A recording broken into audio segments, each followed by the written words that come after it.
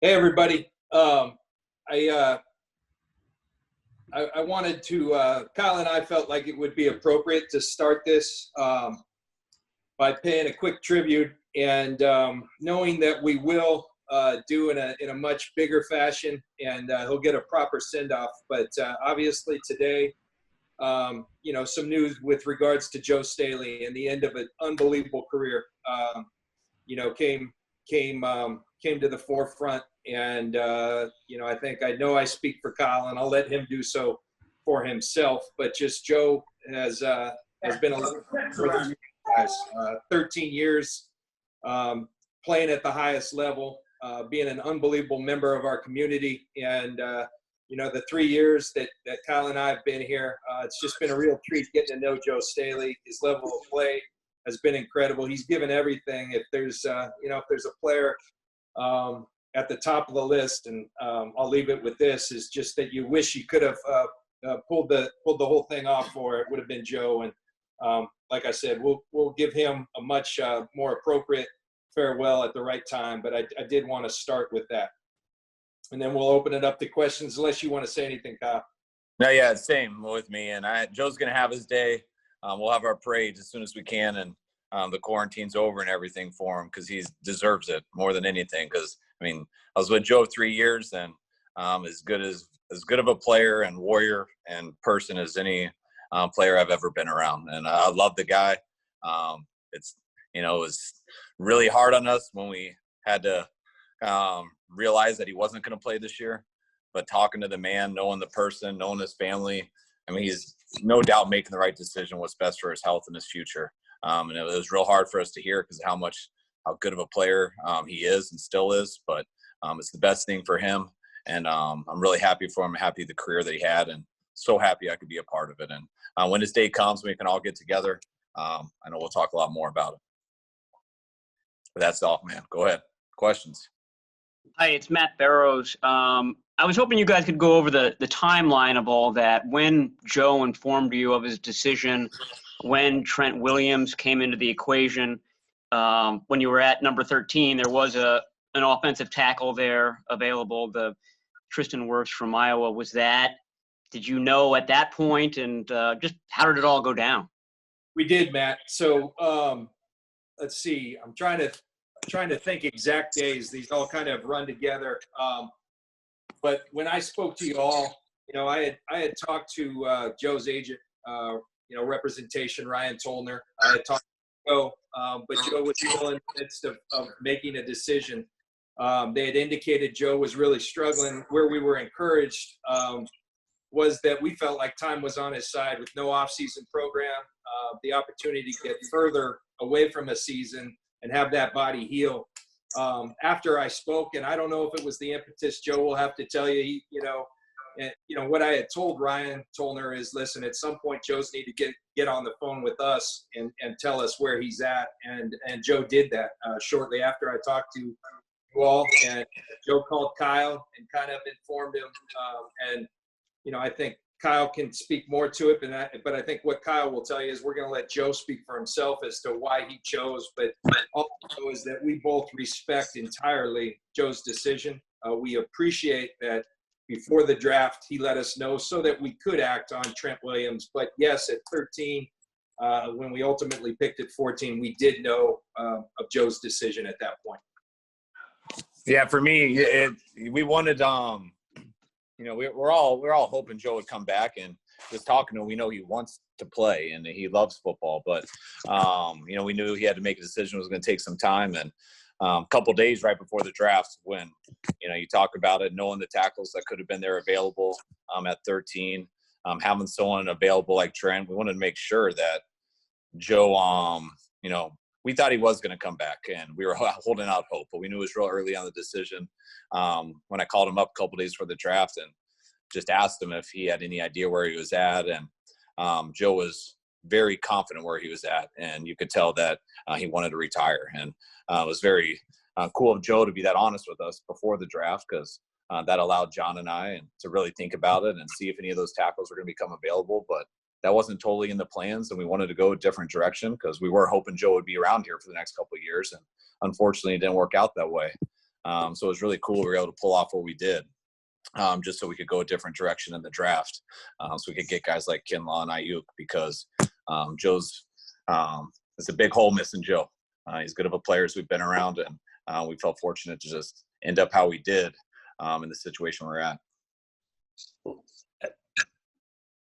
How seriously did you guys consider Wirfs when the deal for Trent Williams wasn't in place yet?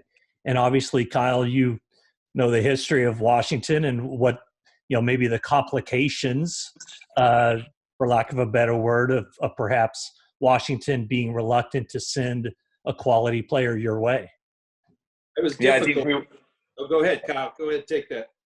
You're always nervous, and especially with what we found out with Joe a couple days before, and not knowing if that will go through. Because if that's the case, you're passing on some pretty good players there at 13. But we had a plan for a while going into this, and you try your hardest not to panic and adjust that plan. But when you lose a guy like Joe, there is a huge panic there. But we couldn't guarantee it was going to work out with Washington, but John was just persistent as he could be with it. And we took that risk, and that's why we were very excited this morning when it came through, because we were able to add those other guys. We didn't have to go in a direction that we didn't plan. We went in the direction that we kind of had planned since the beginning. And then when it was said and done, the deal did work. John got it done, and I think it was a good gamble that worked out well. Yeah, and we're sitting there on the clock. That was tough because we had really, I think, substantive talks with I was talking to Ron Rivera and having really good talks, but they were getting a lot of interest on Trent. And so every time it felt like we got to the point where we'd have it finished, we'd say, let's wait till tomorrow. And so that was frustrating, but we were willing to take that chance to be able to add a guy like Kinlaw, to be able to add Ayuk, and then to also go on and maneuver with the things we did today. We think we come out of this week a better football team, and that's really exciting because we were very happy where we were. We knew it would be a challenge to do that. I think everything in place that we believe we have an opportunity to be a better football team, and that's very exciting for us. And Matt, one thing that was really cool, that if the Washington thing didn't go through, one of our plan Bs was to try to draft Colton there in the 4th round. And then we made that risk to move that to go up and get the receiver we wanted. And then we did end up getting Trent, and to still be able to get him in the 5th round was a hell of a deal. So we were real excited about how today went. Yeah.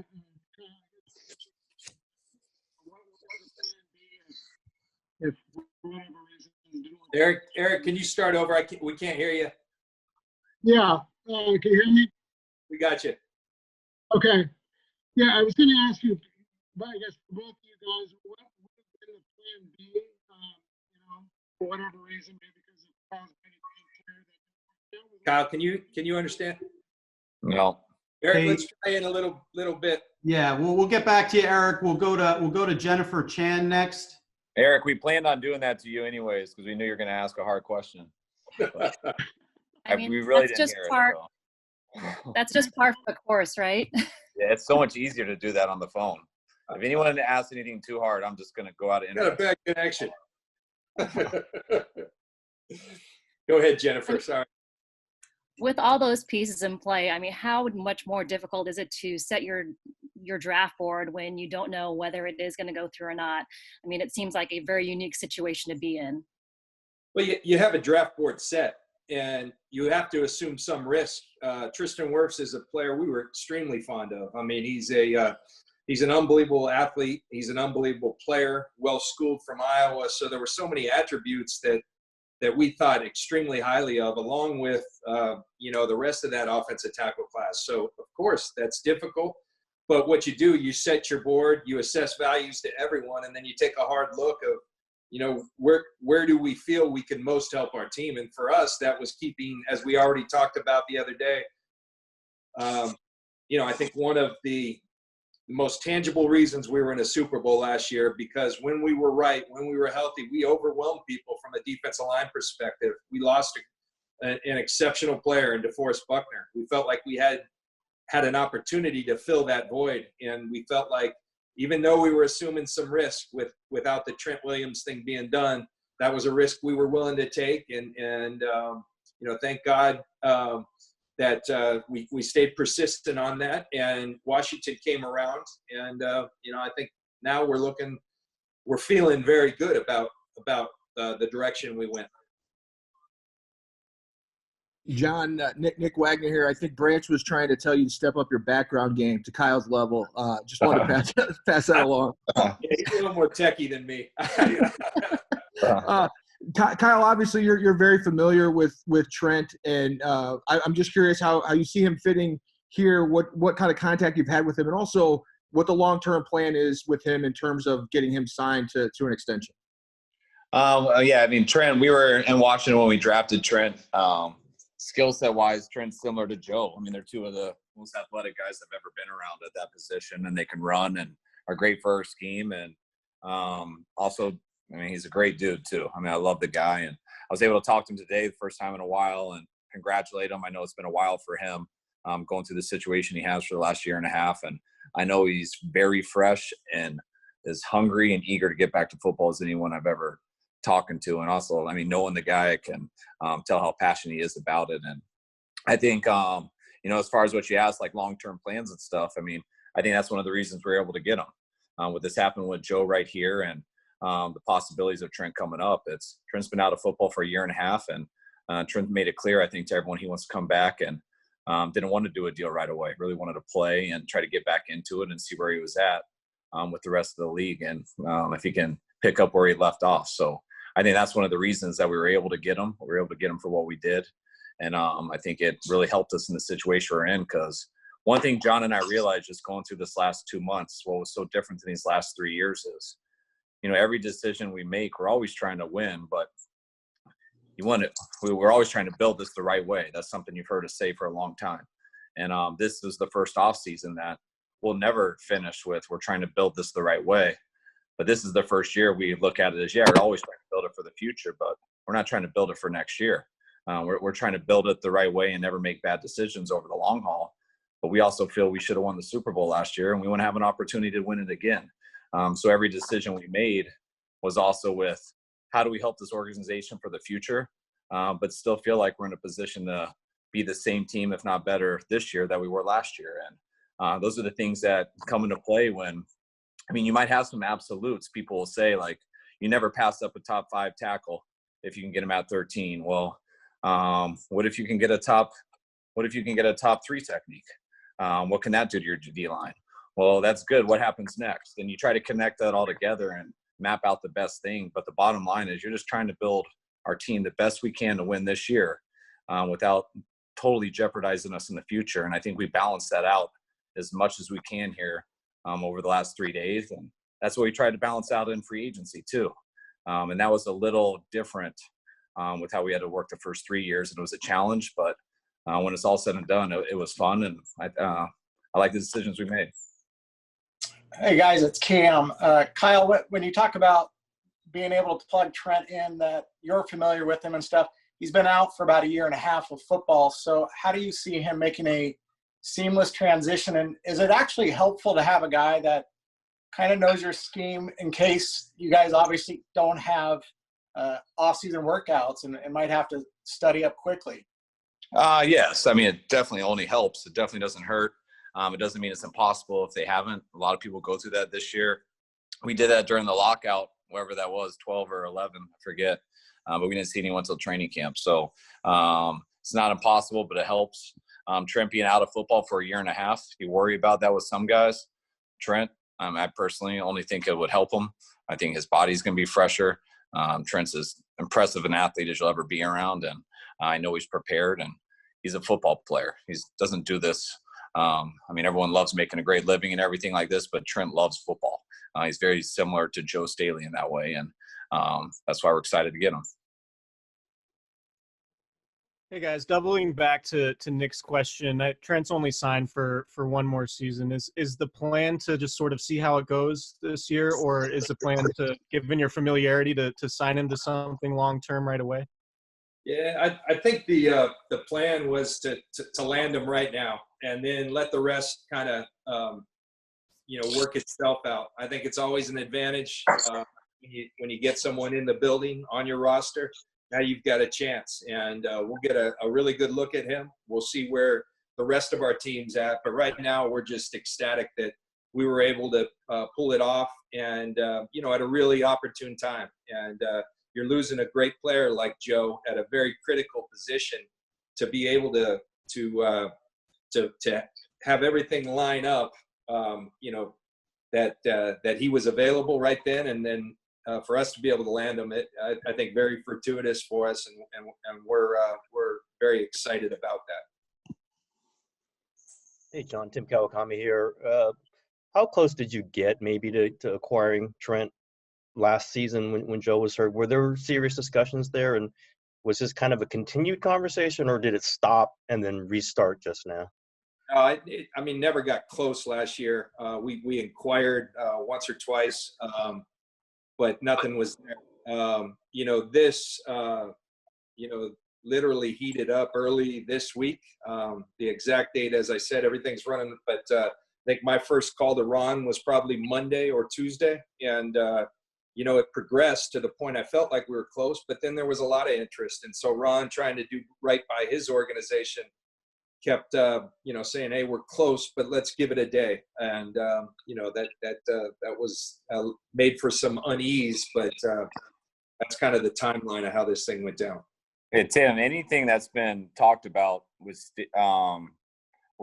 Trent since we've been here, until Joe told me personally on the phone a couple days before the draft that he was for sure retiring, has been completely just whoever trying to drive up the price or whatever it is of trade stuff. But we've always had a left tackle, and that we plan on having for a few more years. And once that changed, then it was worth looking into it. And didn't think we'd be able to pull it off. Thought it was a pipe dream. But John and Ron Rivera and Kyle were able to get it done, and Prague too, all to help everyone. So it was great.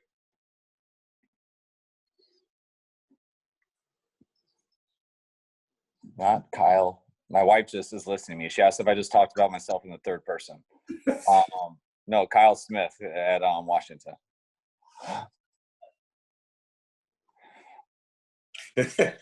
Job, man. Okay, Josh.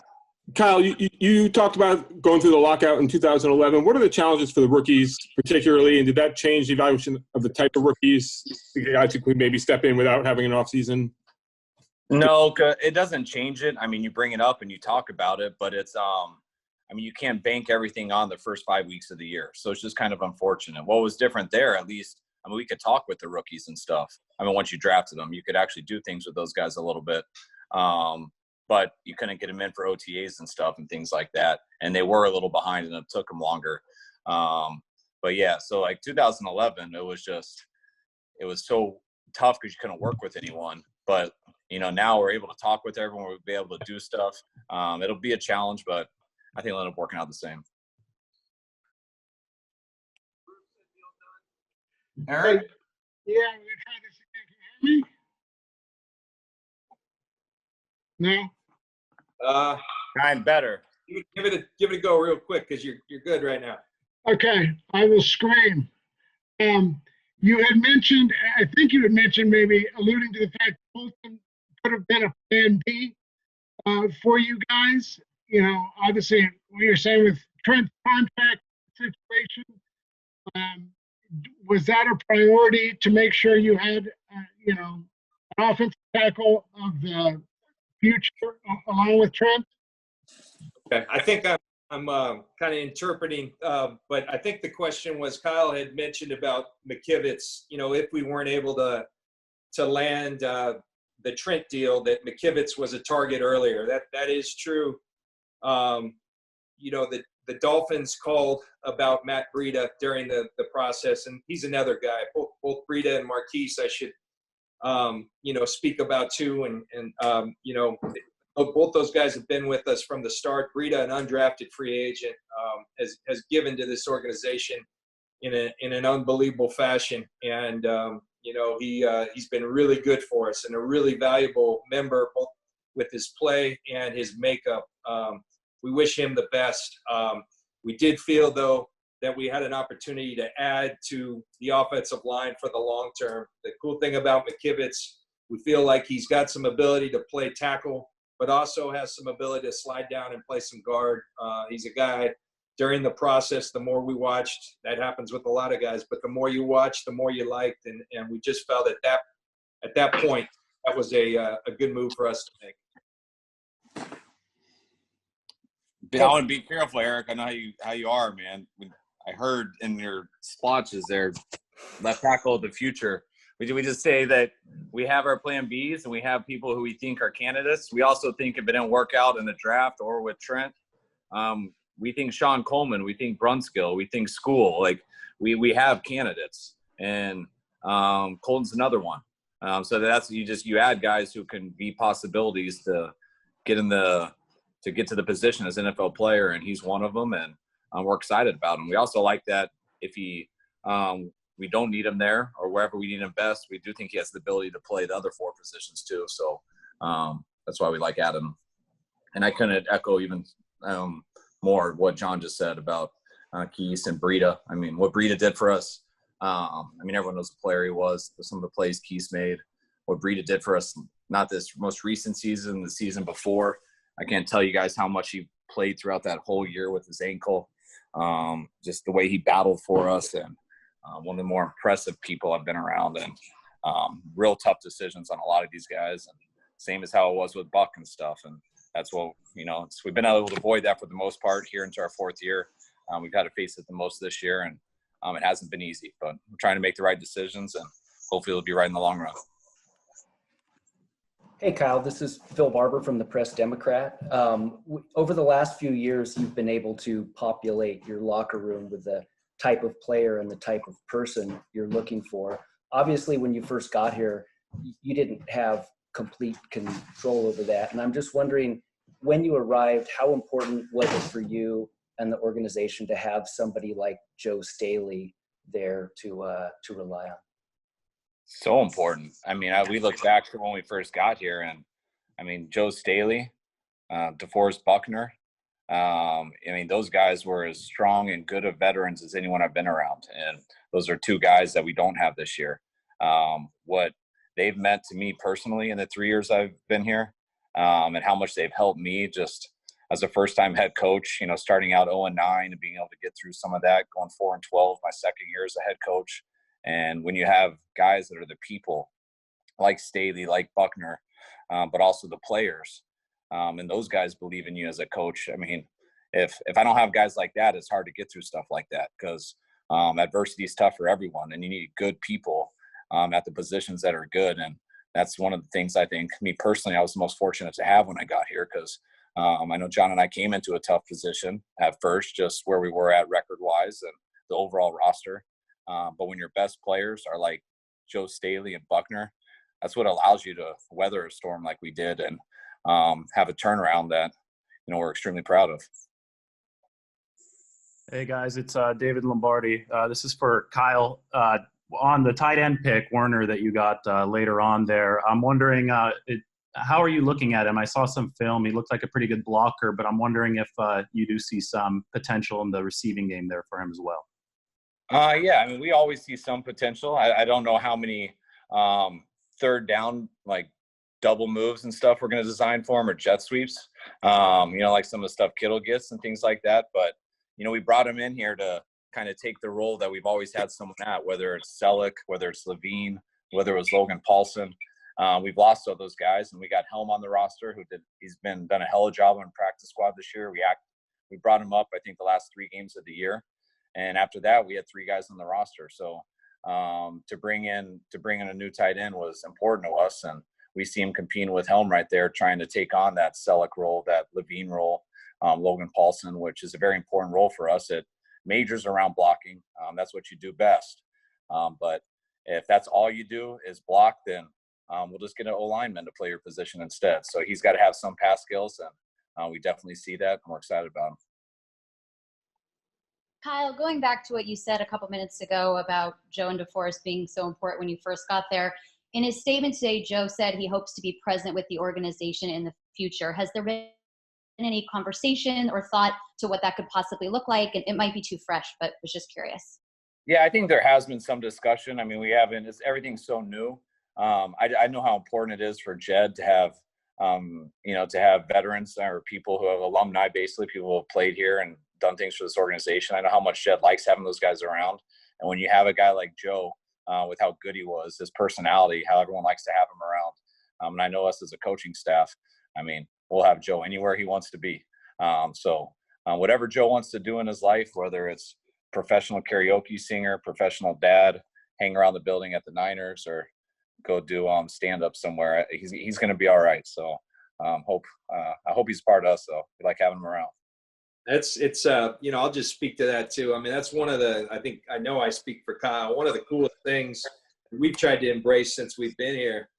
All the guys who live in the area who love coming by, whether it be Jerry Rice and Ronnie and Joe, and we get to work with Keena Turner every day. I think we envision, Joe being around a lot. And, we've had preliminary discussions on that, just letting him know he's always welcome, and I think he's excited about that. And, we are as well. Could you talk a little bit about Juwan Jennings and the fact that the last 4 receivers you've drafted seem to have kind of fit a theme there? And then also, John had said in February that it looked like Jalen Hurd might be cleared by April. Was hoping you could give a status report on where he is. All right, I'll let John do Jalen in a second. But yeah, Jennings was a guy that we knew he'd be right there at the end. Didn't have like the best combine grade outs and stuff like that. And when you do that, sometimes you're always guessing, is it going to be anywhere from the 5th round to a free agent? Because when you watch his tape, a lot of people in this league are going to love him. And I know he is one of our most favorite guys to watch. He's a bulldog. He usually plays in the slot. I feel like he could probably play linebacker if he wants. He's willing to fight everybody out there. He fights for yards. He makes plays, and there's a mindset to that guy that you don't have to talk to him to hear about. You can watch it on the silent tape, and you know what type of football player he is. And when you have guys like that, they usually end up being pretty special. Now, he has some reasons why we got him here and where we did. That's why he's going to have to come in and prove himself to make this team, because we got a good group of receivers. And but with the way he plays, the attitude he kind of plays out there with, the physicality, he's going to give himself a chance to make this team. And I know he's going to push these other guys pretty hard. He'd play safety if he doesn't play receiver. I love his attitude. I love his style. I think he's going to help us a lot. As for Jalen Hurd is doing really well. One of the benefits is the rehab players have been able to be around the facility. They've been granted permission by the league, and we take great precaution, with all those things. But Jalen's doing really well, and so he's cleared. We're ramping him up, and we are very optimistic. I don't want to be overly optimistic, because last year we saw some progress, then we had some setbacks. So I'll let that thing continue to take his place. But he's out, he's running, he's doing really well, and we're excited by that. I mean, Jalen's 14 days that we've seen him, we're lights out. But the problem is we've only seen him for 14 days. And Jalen knows full well that, he needs to work his tail off so that he can get back and be a contributor and try to earn opportunities to be a contributor for our team moving forward. We love his skill set. We love his mindset. Now it's time to put it all to work. This is for both of you guys, kind of following up on what you were talking about earlier, Kyle, on kind of finding that balance between winning now and going after it and also planning long-term. Just what were some of the biggest challenges as you went through this offseason and kind of had a short turnaround after the Super Bowl to making that happen and going through the free agency and now the draft? To me, the hardest thing was, the decisions we had to make last year that we felt that we were staring at, in the middle of the year where, hey, we got a chance. What do we have to do to get to the Super Bowl? And you make that decision to trade for Emmanuel, which I would do over 1,000 times because I don't think we would have done that without it. But then you get to the off season and like, all right, we have a good team. and you start to look in on how to re-sign some guys and things like that. You don't want to let anybody on our own team leave. And then you look at, we were trying to get Buck done with a long-term deal and trying to figure that out with Armstead, Jimmy Ward, the fact that we don't have draft picks. And that's what became a huge challenge, because we did have draft picks, but they were in the 5th, 6th, and 7th. And then when you look at our roster, we've been excited about 5th, 6th, and 7th for 3 years prior, but that was a lot harder this year. I mean, we feel our team has a lot more depth than it has, and 5th, 6th, and 7th are hard people to make your team. So when we started this offseason and all we have is 1 first-round pick, we're not going to be able to pay our own players, let alone go pay some players.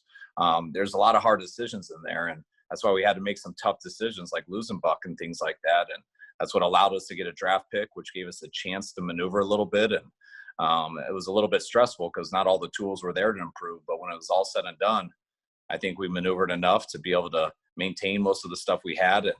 And we definitely added a few new pieces who aren't just guys trying to beat out some, the last few guys on the roster.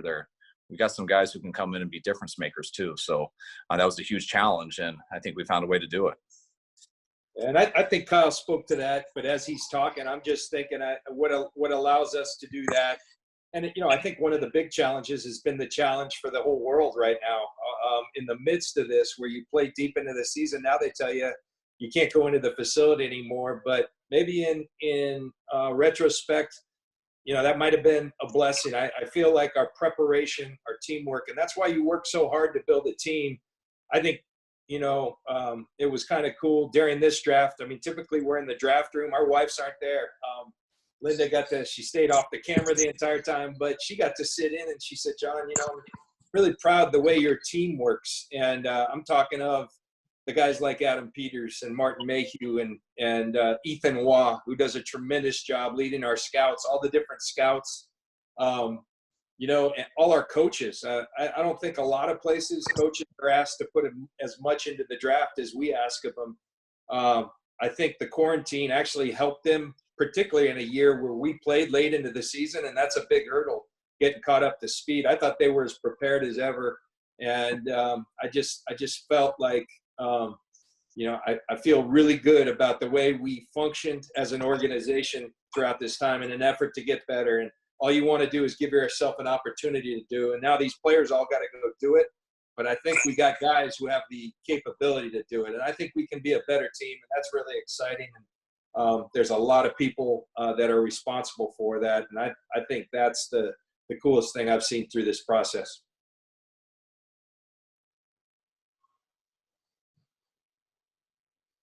And the last thing I'll add, when you do a move like Trent Williams, you lose a player like Joe Staley, it takes your ownership to say, yeah, you can go do that, because, Trent's got for a left tackle, it's not an astronomical number, but it's a pretty big number. And so in the midst of this going on with Joe, just saying, hey, if you guys think it's right in the midst of what's going on in the world, to have that support from our ownership, from Jed, from Denise, from Doc, from Jenna and Mara, I mean, that's awesome as well. So it's all good.